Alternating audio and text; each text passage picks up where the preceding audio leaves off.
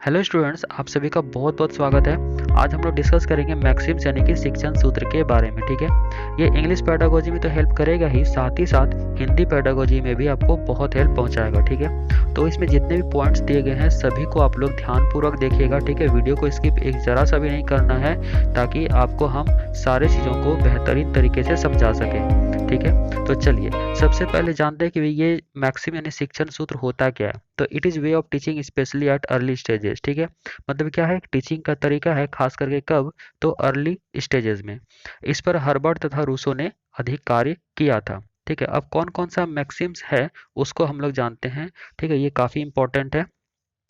तो सबसे पहले है नॉन टू अननोन, यानी कि ज्ञात से अज्ञात की ओर। तो ज्ञात है, ये क्या है, अज्ञात है, यानी कि आप जो चीज़ पहले से जानते हैं, जो आपका पूर्व ज्ञान है। ठीक है, तो उस आधार पे जब नई चीज़ों को जानते हैं तो ये हमारा कहलाता है ज्ञात से अज्ञात की ओर। ठीक है, तो यहाँ देखिए क्या लिखा है, in this the students know either in their native language और in English, that is old knowledge lays the foundation of new knowledge. ठीक है, तो इसका मतलब ये हुआ कि जो आपका पूर्व ज्ञान था वो नए ज्ञान को सीखने में हेल्प करता है। ठीक है, तो यही होता है नॉन टू अननोन, यानी कि ज्ञात से अज्ञात की ओर। ठीक है, जैसे यहाँ पे एग्जांपल के तौर पे आप देख सकते हैं कि pronoun in English grammar should be taut when the learner has knowledge of noun. ठीक है, यानी कि प्रोनाउन को तभी बताया जा सकता है जबकि वो लर्नर जो है पहले से क्या जानता हो, तो नाउन के बारे में जानकारी रखता हो। ठीक है, तो यहाँ देखिए, अकॉर्डिंग टू स्पेंसर, स्पेंसर ने इस पे क्या कहा था कि मस्तिष्क को जानी हुई बातें पसंद आती हैं,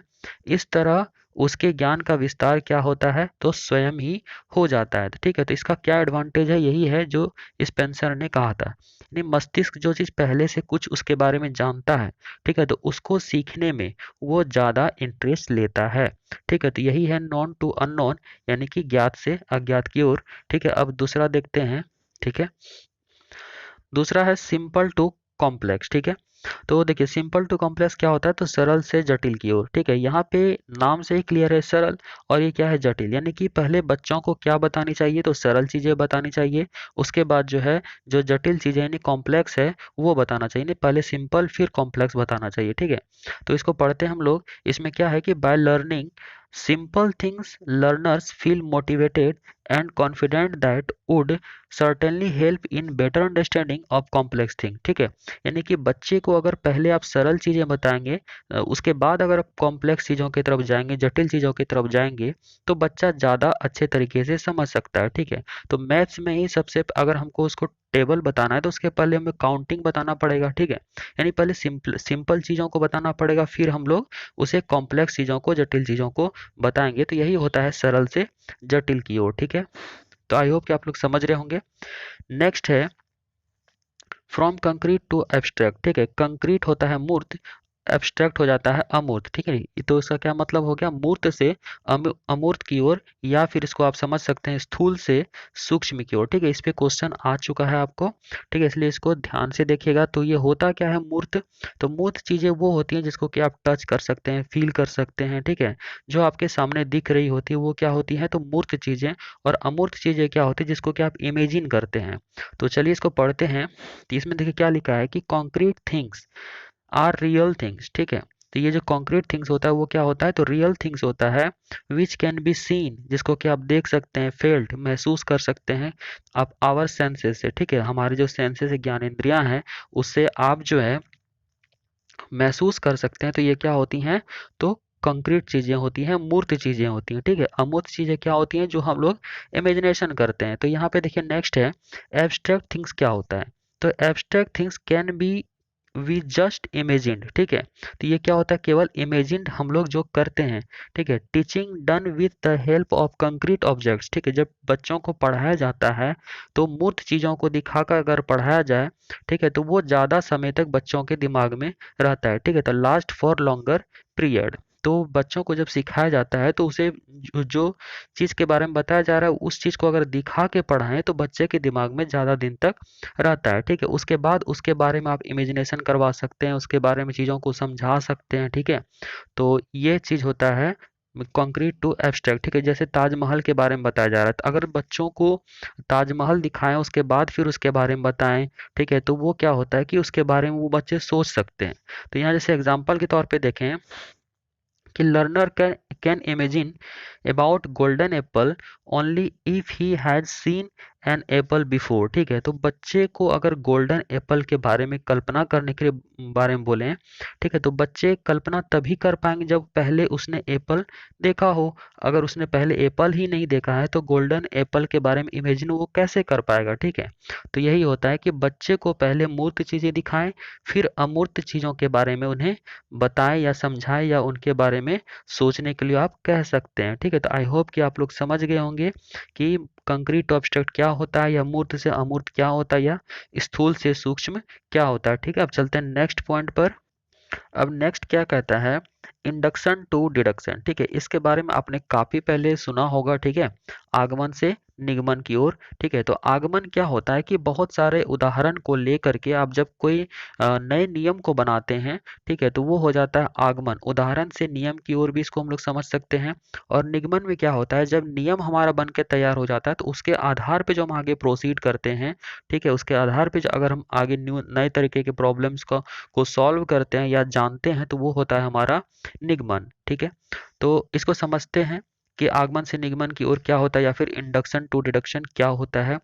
तो यहाँ देखिए, इन इंडक्शन मेथड, ठीक है, इंडक्शन मेथड में क्या होता है, तो वी गिव सम एग्जांपल्स, हम कुछ उदाहरण देते हैं first, then try to reach on conclusion और रूल, ठीक है। उसके बाद ही हम कुछ कंक्लूजन या कुछ रूल पे हम लोग पहुंचते हैं। इसका मतलब क्या हुआ कि उदाहरण से नियम की ओर होता है, ठीक है।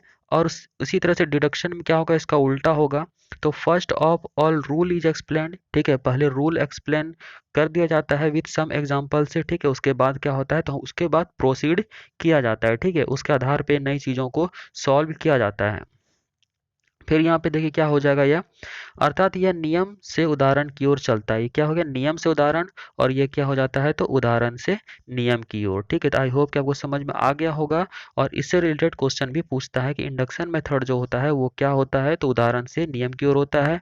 और डिडक्शन मेथड क्या होता है, तो नियम से उदाहरण की ओर होता है, ठीक है। अगर इसका एग्जाम्पल देखें तो देखिए examples, while teaching the conversion of active into passive voice, the teacher should first convert a few sentences of active into passive voice, ठीक है, and on the basis of those conclude the general rule for conversation of active voice into passive voice। तो इसका मतलब क्या हुआ कि अगर active voice से पैसिव वॉइस में कन्वर्सन मतलब कन्वर्ट करने के लिए बच्चे को बताया जा रहा है, तो पहले एक्टिव से पैसिव में कुछ एग्जाम्पल छोटा छोटा बताए, ठीक है। तो वो जो एग्जाम्पल में जो नियम के तहत उसने बताया, टीचर ने बताया है, ठीक है, तो उस एग्जाम्पल से वो क्या बना दिया जाएगा, एक नया नियम बना दिया जाएगा जो कि हो जाएगा जनरल रूल। और उसी जनरल रूल्स को फिर वो कन्वर्सन का एक नियम बना दिया जाएगा, और एक्टिव से पैसिव का एक जब रूल बन जाएगा तो उसका आधार पे फिर प्रोसीड किया जाएगा, ठीक है। तो ये हो जाता है हमारा क्या, तो इंडक्शन टू डिडक्शन मेथड, ठीक है। और ये स्पेशली किस में हेल्पफुल होता है, तो ग्रामर टीचिंग में ये हेल्पफुल होता है, ठीक है। देखिए this maxim is very helpful in किस में, तो ग्रामर टीचिंग में, ठीक है। तो आपसे अगर ये क्वेश्चन आता है कि ग्रामर टीचिंग के लिए स्पेशली कौन सा मेथड ज़्यादा हेल्पफुल होता है, तो इंडक्शन टू डिडक्शन मेथड, यानी कि आगमन से निगमन की ओर, ठीक है। तो ये आपको इंग्लिश पेडागोजी में भी हेल्प करेगा, ठीक है, साथ ही साथ आपको हिंदी पेडागोजी में भी जरूर हेल्प पहुंचाएगा, ठीक है। अब चलते हैं दूसरे पे। अब देखिए इसमें क्या कहता है, पर्टिकुलर टू जनरल, ठीक है, यानी कि विशिष्ट से सामान्य की ओर, ठीक है। तो इसमें क्या होता है कि पहले विशिष्ट चीजों को बताते हैं, अलग अलग चीजों को बताते हैं, उससे फिर क्या करते हैं, एक जनरल रूल बनाते हैं, तो वो हो जाता है हमारा विशिष्ट से सामान्य की ओर, ठीक है। यानी कुछ छोटे छोटे एग्जाम्पल को लेंगे, फिर उससे उसको हम क्या करेंगे, जनरलाइजेशन कर देते हैं। तो ये क्या कहलाता है हमारा, पर्टिकुलर टू जनरल, ठीक है। तो ऐसे समझ सकते हैं इसको। तो while teaching, the teacher should first of all give few example and then basis of this make them generalized, ठीक है। तो ये किस कौन सा मेथड हो गया, तो यहाँ पे इंडक्शन मेथड को भी फॉलो किया जा रहा है, ठीक है।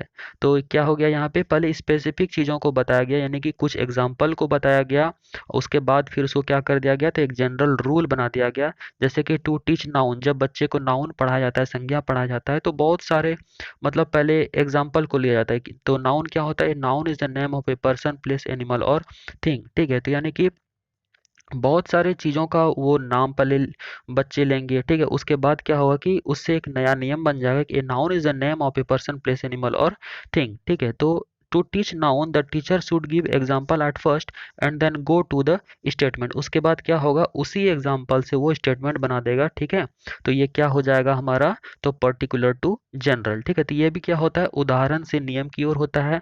ये किस मेथड को फॉलो करता है, तो ये भी इंडक्शन मेथड को फॉलो करता है।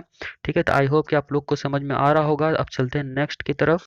अब देखिए नेक्स्ट में क्या कहता है, एनालिसिस टू सिंथेसिस। ठीक है, विश्लेषण से संश्लेषण की ओर। ठीक है, तो विश्लेषण क्या हो गया कि जो सेंटेंस दिया हो गया है उसको छोटे छोटे पार्ट्स में पहले तोड़ना। ठीक है, छोटे छोटे पार्ट्स में करके बच्चों को समझाना, उसके बाद फिर पूरे कंप्लीट को एक ही साथ समझा देना। ठीक है, तोड़ने के बाद क्या करेगा, सभी को वो मिलाकर समझाता है, तो वही हो जाता है संश्लेषण। और तोड़ना हो जाता है, ब्रेकिंग करना होता है विश्लेषण। ठीक है, तो ये होता है एनालिसिस और ये हो गया सिंथेसिस। ठीक है, तो यहाँ पे देखिए क्या लिखा है कि analysis means breaking a problem into its convenient part. ठीक है, तो एनालिसिस का मतलब क्या होगा कि कोई भी समस्या अगर है तो उसको पहले क्या होगा, कन्वीनियंट माने सुविधाजनक होता है। ठीक है, तो कन्वीनियंट पार्ट में उसे तोड़ा जाएगा, सुविधाजनक पार्ट में तोड़ा जाएगा। ठीक है, और जब सिंथेसिस किया जाएगा, एनालिसिस में क्या होगा, तो ब्रेक किया जाएगा, तोड़ा जाएगा। और सिंथेसिस में क्या होगा, synthesis means the grouping of this. ठीक है, फिर सारे को क्या करेगा, ग्रुपिंग करेगा, एक जगह करेगा। उसके बाद these separated parts into one complete whole. उसके बाद क्या होगा, सारे जो पार्ट्स तोड़े गए थे छोटे छोटे पार्ट्स में जो समझाए गए थे उसको क्या किया जाएगा, फिर एक कलेक्ट करके, ठीक है, ग्रुपिंग करके उसको एक कंप्लीट बना दिया जाएगा, पूरा सेंटेंस बना दिया जाएगा। ठीक है, तो एक complex problem can be made simple. ठीक है, यानी जो कॉम्प्लेक्स प्रॉब्लम यानी कि कठिन समस्या है, जटिल प्रॉब्लम है, ठीक है, तो उसको क्या होगा, उसको आसान बना सकते हैं। ठीक है, and simple and easy by dividing into different parts. ठीक है, यानी कि कोई कॉम्प्लेक्स चीज़ है तो उसको क्या किया जाएगा कि छोटे छोटे पार्ट्स में डिवाइड करके, ठीक है, उसको समझा के फिर कंप्लीट जो है एज ए होल यानी कि पूरे रूप में उसको बच्चों को समझाया जाता है। तो यहाँ पे नेक्स्ट में देखिए क्या लिखा है कि analysis is the approach for understanding. ठीक है, तो एनालिसिस क्यों किया जाता है, तो अंडरस्टैंडिंग के लिए, ताकि बच्चों को अच्छे से समझ में आ जाए। ठीक है, and synthesis is for fixation. और सिंथेसिस क्या होता है, जब बच्चों को समझ में आ गया तो उसके बाद क्या होता है, उसके दिमाग में वो फिक्स कर दिया जाता है कि यही चीज़ के बारे में इसी सेंटेंस में बताया गया था। ठीक है, अब देखिए आगे क्या लिखा है इसमें कि analysis of sentence helps the students to understand the different parts of the sentence and then synthesis of the sentence should be taught. ठीक है, तो यहाँ पे क्या है कि मतलब जब एनालिसिस ऑफ सेंटेंस में क्या होता है, ये स्टूडेंट्स को क्या हेल्प करता है, तो अंडरस्टैंड करने में different part of the sentence को, उसके बाद सिंथेसिस कर दिया जाता है। ठीक है, और इस मेथड से उसे सिखाया जाता है बच्चों को। ठीक है, तो आई होप कि आपको समझ में आ रहा होगा। ठीक है, अब नेक्स्ट देखते हैं होल टू पार्ट यानी कि पूर्ण से अंश की ओर। तो इसमें क्या होता है, देखिए यहाँ पे क्या लिखा है पूर्ण और यहाँ क्या लिखा हुआ है अंश। ठीक है, तो होल हो गया पूर्ण और पार्ट हो गया अंश। ठीक है, तो यहाँ देखिए पूर्ण क्या है कि पहले कहानी को या कोई भी चीज़ है तो उसको पहले पूरे ओवरऑल वो बताता है, उसके बाद उसके छोटे छोटे पार्ट्स को बताता है। ठीक है, तो ये हो जाता है पूर्ण से अंश की ओर। तो इसको हम लोग समझते हैं, in teaching the teacher should teach the whole lesson first. ठीक है, पहले पूरे लेसन के बारे में ओवरऑल उसे बता दिया जाता है, and then the different part of it and then analysed and studied intensively. ठीक है, उसके बाद जो है उसमें गहन अध्ययन किया जाता है, यानी कि उसके हर एक चीज को समझाया जाता है। ठीक है, तो टू टीच लैंग्वेज, लैंग्वेज यानी भाषा के टीच करने में, भाषा जब पढ़ाया जाता है, the child should be given a full sentence. ठीक है, तो बच्चों को पूरा सेंटेंस दिया जाता है, and then students may have full familiarity with different words. और पहले पूरा सेंटेंस दिया जाता है, उसके बाद उसके हर एक वर्ड्स को के साथ पूरा जो है फेमिलियरिटी मतलब फेमिलियर किया जाता है। ठीक है, हर एक वर्ड्स को फिर बताया जाता है तोड़ तोड़ कर। ठीक है, अब देखिए इसमें कुछ एग्जाम्पल है, जैसे कि ही इज वर्किंग। तो यहाँ पे देखिए ये वो क्या है, काम कर रहा है, फिर यहाँ है दे आर वर्किंग, फिर है डॉग्स आर लॉयल। तो यहाँ पे बच्चों को क्या बताया जाएगा, ही है, ये सिंगुलर है, इसके लिए इज आया। ठीक है। फिर यहाँ पे वर्किंग है यानी कि रहा है, ठीक है, यानी कि वो काम कर रहा है, प्रेजेंट कंटिन्यूअस में वो है, ठीक है। उसी तरह से यहाँ पे दे हो गया, वे लोग हो गया, ठीक है। आर हो गया, इसके लिए प्लूरल आर यूज हुआ, ठीक है। फिर वर्किंग हो गया कि रहा है। डॉग्स आर लॉयल, ठीक है, यहाँ पे डॉग्स है इसीलिए यहाँ पे आर हो गया। तो इस तरह से क्या हुआ, छोटे छोटे पहले पूरे कंप्लीट सेंटेंस को बता दिया गया, फिर उसके हर एक पार्ट्स को, उसमें क्या उसका मीनिंग है उसको समझाया जाता है, ठीक है। तो ये क्या हो जाता है हमारा, तो होल टू पार्ट यानी कि पूर्ण से अंश की ओर, ठीक है। अब देखते हैं नेक्स्ट। अब देखिए नेक्स्ट में क्या है, इम्पिरिकल टू रेशनल यानी कि अनुभव से तर्क की ओर, ठीक है। यानी कि किसी चीज के बारे में पहले अनुभव होना चाहिए, उस पर फिर कुछ ना कुछ तर्क दिया जाना चाहिए, ठीक है। तो ये होता है इम्पिरिकल टू रेशनल, ठीक है। तो देखिए empirical knowledge is based on observation, तो इम्पिरिकल नॉलेज किस पर बेस्ड है, तो ऑब्जर्वेशन पर, अवलोकन पर बेस्ड है, ठीक है। एंड फर्स्ट हैंड एक्सपीरियंस, और फर्स्ट हैंड एक्सपीरियंस जो कि आपने पहले लिया है, ठीक है।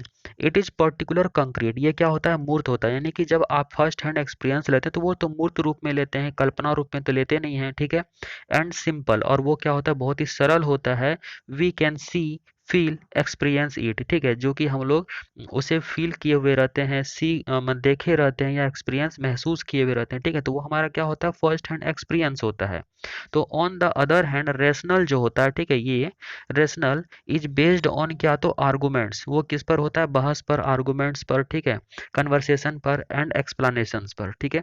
यानी ये सारा क्या हो गया, ये इमेजिनरी चीजें हो गई, ठीक है। तो यानी कि अमूर्त जैसी चीजें हो गई, तो ये क्या हो गया, तर्क, उस पर जो आर्गुमेंट्स दिया जा रहा है, उस पर जो एक्सप्लेनेशंस दिया जा रहा है, ठीक है। आपको अगर किसी चीज का एक्सपीरियंस है तो आप इजिली वे में उस पर आर्गुमेंट्स दे सकते हैं, कुछ एक्सप्लेनेशंस आप कर सकते हैं, ठीक है।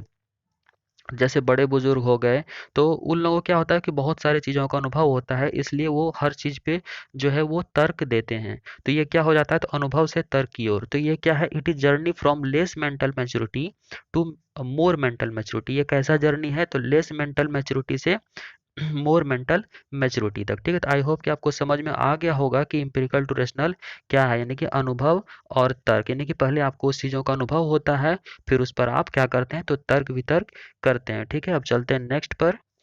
देखिए नेक्स्ट में क्या है कि एक्चुअल टू रिप्रेजेंटेटिव, ठीक है, यानी कि बच्चों को पहले एक्चुअल चीज़ों को दिखाया जाता है, वास्तविक चीज़ों को दिखाया जाता है, फिर उसके रिप्रेजेंटेटिव को रखा जाता है, ठीक है, उसके प्रतिनिधि को रखा जाता है, यानी कि वास्तविक से प्रतिनिधि की ओर। तो इसमें क्या है कि during teaching actual objects should be shown to the children as far as possible, जहां तक संभव हो सके, ठीक है। यानी कि जब आप पढ़ा रहे होते किसी चीज़ों के बारे में, ठीक है, तो आप उस चीज़ों को अगर आप दिखाएंगे तो बच्चे जो है आसानी से उसको समझ सकेंगे, ठीक है। अगर आप मान लीजिए कुछ खिलौना है, कार है, ट्रेन है, या फिर कोई बॉल वगैरह है, ठीक है, उसको आप दिखाएंगे और बाद में अगर उसी चीज़ का इमेज आप दिखाएंगे तो बच्चे समझ पाएंगे। यानी पहले क्या है कि पहले आप एक्चुअल चीज़ों को दिखाएंगे, बाद में उसके मॉडल को दिखा सकते हैं, इमेज को दिखा सकते हैं, ठीक है। तो क्या है कि पहले एक्चुअल चीज़ों को दिखाएंगे। अब यहाँ देखिए क्या कहता है कि जहाँ तक संभव हो आप दिखाएंगे इन दिस वे, तो इस वे में क्या होता है कि learners are able to retain, ठीक है, it in their mind. Retain का मतलब होता है दिमाग में रखना, ठीक है। तो रिटेन इन देयर माइंड, अपने दिमाग में वो रखता है quite long time, specially in lower classes, और खास करके कब, तो लोअर क्लासेस में, ठीक है। तो बच्चों को आप इमेजिन ज़्यादा नहीं करवा सकते हैं, इसलिए उसे क्या होता है, तो एक्चुअल चीज़ें दिखाते हैं, मूर्त चीज़ें हम दिखाते हैं, ठीक है। फिर क्या होता है रिप्रेजेंटेटिव में कि representative things are the form of pictures, ये क्या होता है, पिक्चर्स के रूप में होता है, मॉडल्स के रूप में होता है, ठीक है। अब ताजमहल है तो उसका एक छोटा सा मॉडल आप बच्चे के सामने प्रस्तुत कर सकते हैं, या फोटो इमेज आप लगा सकते हैं, ठीक है। तो should be used for the senior class students who are already familiar with actual objects, ठीक है।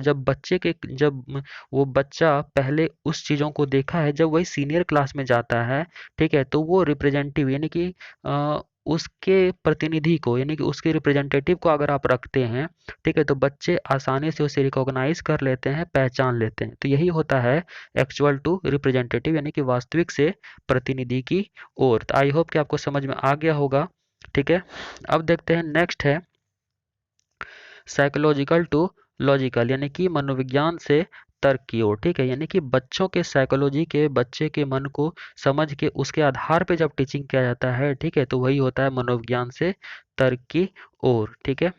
अब देखिए इसमें क्या है कि while teaching the interest, aptitude, capacities and difficulty level of the learners should be kept in mind, and then we should go to logical part of the subject matter। ठीक है, अब देखिए अब यहाँ पे क्या है कि जब क्लास में टीचिंग कर रहे होते हैं तो बच्चों बच्चों को किन चीज़ों में इंटरेस्ट है या उसकी क्षमता क्या है, ठीक है, एप्टीट्यूड क्या है उसमें, या उसकी कैपेसिटी क्या है, ठीक है, या फिर उसका डिफ़िकल्टी लेवल किस हद तक वो समझ सकता है, ठीक है। तो should be kept in mind, इन सारी चीज़ों को माइंड में रख कर ही जो है आप उन चीज़ों के लॉजिकल पार्ट पे आप जाएं, उसमें डेप्थ में जाएं, ठीक है। जो आपका सब्जेक्ट मैटर है या सब्जेक्ट है उस चीज़ों के डेप्थ में आप तभी जाएँ कि देखिए बच्चों का इंटरेस्ट उन चीज़ों में कितना है, ठीक है, या उसका डिफ़िकल्टी लेवल कितना है, बच्चे गेन कर पाएँगे या नहीं, ठीक है। तो इन चीज़ों को भी रिकॉग्नाइज़ करना बहुत बड़ी बात होती है, ठीक है। तो ये क्या होता है, साइकोलॉजिकल टू लॉजिकल, यानी कि बच्चों के मनोविज्ञान से उसके बाद उसके लॉजिकल पार्ट पे जाएँ ताकि बच्चे किस हद तक क्या समझ सकते हैं उसको भी आपको रिकॉग्नाइज़ करना बहुत ज़रूरी होता है, ठीक है। तो आई होप कि आपको वीडियो अच्छा लगा होगा, ठीक है। तो दोस्तों वीडियो को लाइक ज़रूर कर दीजिएगा और चैनल पे नए हैं तो सब्सक्राइब करके बेल आइकॉन प्रेस ज़रूर कर लीजिए। तो मिलते हैं नेक्स्ट वीडियो में। बहुत बहुत धन्यवाद। जय हिंद।